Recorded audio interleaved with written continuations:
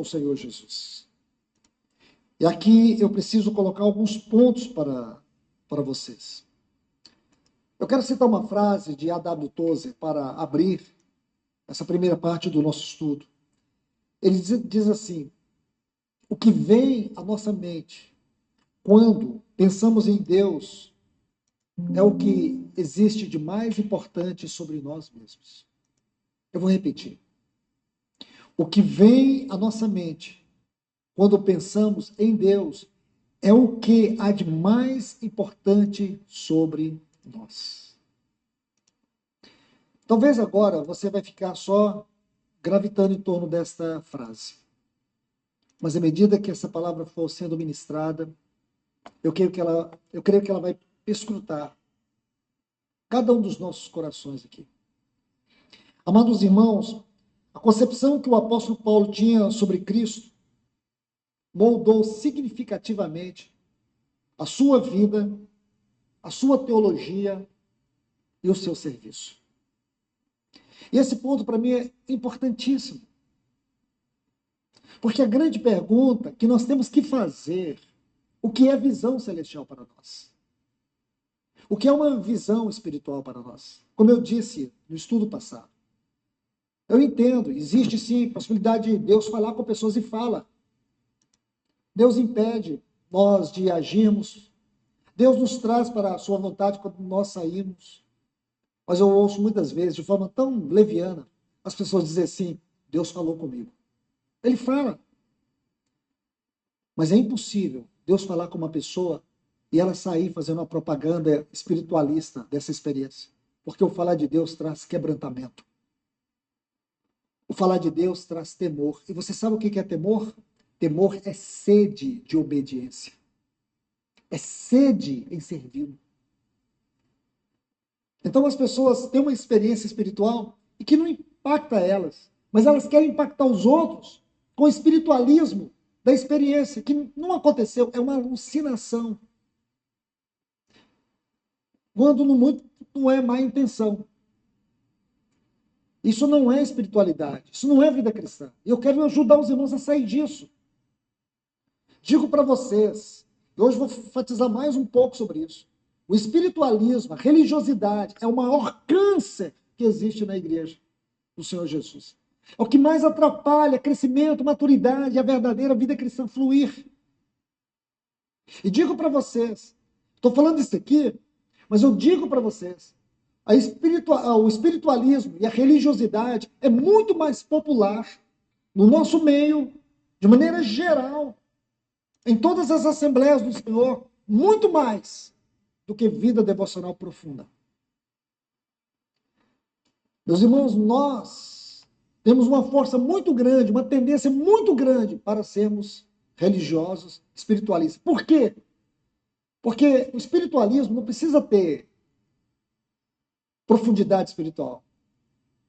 Tudo que você entender em termos de teoria e de conhecimento teórico, tudo que você compreender de forma teórica sobre Deus, sobre Cristo, sobre o Espírito Santo, pessoa e obra de cada um deles.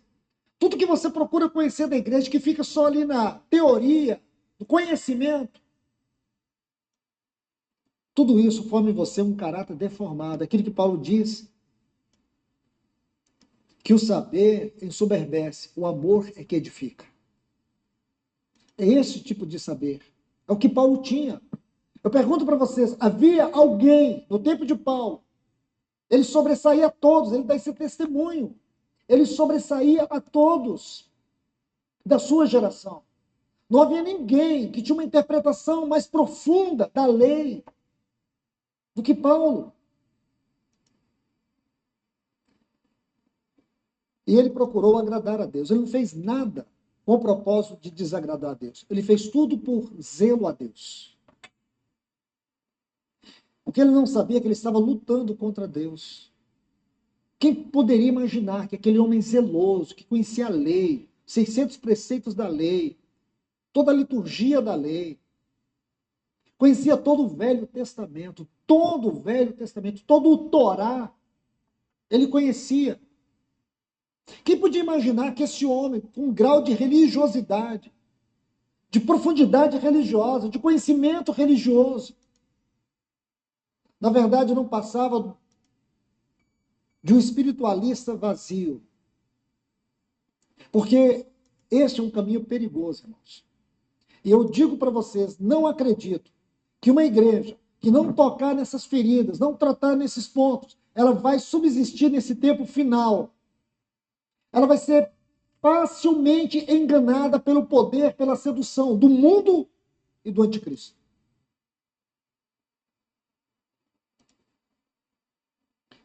Vou fazer umas perguntas bem rápidas. Você conhece comunidades? Creio que nós aqui conhecemos muitas comunidades, onde a oração é constantemente enfatizada e onde toda a igreja está comprometida, mesmo que sei que muitos não podem vir por trabalho, por circunstâncias e outras dificuldades, mas onde existe um envolvimento corporativo. Isso é geral, irmãos. Isso é geral. E essa é uma prova do espiritualismo, da religiosidade, desse comportamento vão que nós achamos que é de Deus e não é. Eu tenho muito que tratar sobre isso com vocês. E creio que, se o Senhor nos permitir, vamos por vários capítulos. Mas vamos hoje focar aqui sobre esse tema, uma visão enaltecida de Cristo. O que significa isso na prática?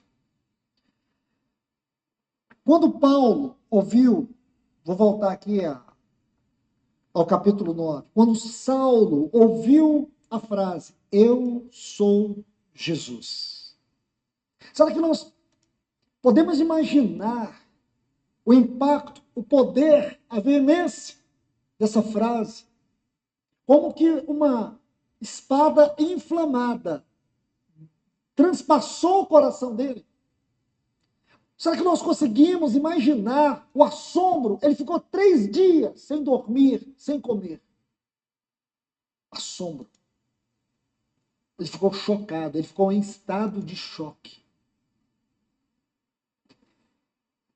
E aí eu quero voltar aonde nós paramos na palavra passada.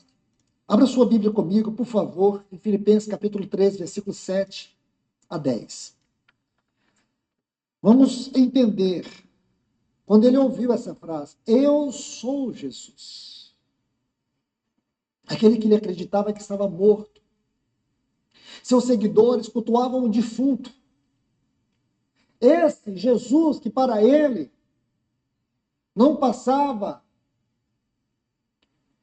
de mais um daqueles agitadores que perturbavam o povo, afrontavam a religião, tinha muita facilidade no falar, na oratória, porque ele seguiu Jesus de longe. Irmãos, tem uma coisa muito linda. Quando você estuda o tabernáculo, você vai ver que ele tem todas aquelas coberturas. A última cobertura era de pelo de texugo. Você lembra disso? Como dizia o irmão Dino, né? Um rato bem grande. Aí tirava e fizeram aquela cobertura, a última cobertura era de texugo. Imagine quem olhava, pudesse olhar de cima, vendo aquele povo carregando aqueles utensílios sagrados, a arca, e tudo aquilo coberto com peles de texugo. Quem olhava dizia, o que é isso? Que aparência é essa? Assim era o nosso Senhor, ele não tinha formosura. Ele nunca buscou atrair as pessoas segundo a expectativa daqueles filósofos, daqueles intelectuais, daqueles religiosos do tempo. Mas todos nós que lemos a sua história e todos aqueles que seguiam ele de perto sabiam que ali era o próprio Deus na terra, na pessoa do seu filho. Foi o maior acontecimento, foi a maior teodiceia que ocorreu, foi a encarnação do Verbo, do Filho de Deus. O maior acontecimento do mundo não foi o homem pisar na lua, foi o próprio Deus, Filho, pisar na terra e se tornar como um de nós, cheio de graça e de verdade, o unigênito do Pai. Esse sim foi o maior acontecimento. Então vamos aqui, vamos tentar entender a mente de Paulo baseado nessa gloriosa visão, porque ele teve uma visão e uma voz. Escute, visão e voz. Porque quando as pessoas dizem, Deus me deu uma visão, mas não tem voz, não é visão. Eu ouço muito isso, Deus me mostrou algo, mas ainda não sei bem o que que é. Confuso, né, irmãos? Tem que ter a visão e a voz. Meus irmãos, nós temos que entender que esse assunto visão espiritual, como Paulo vai dizer em 2 Coríntios, capítulo 12, visões,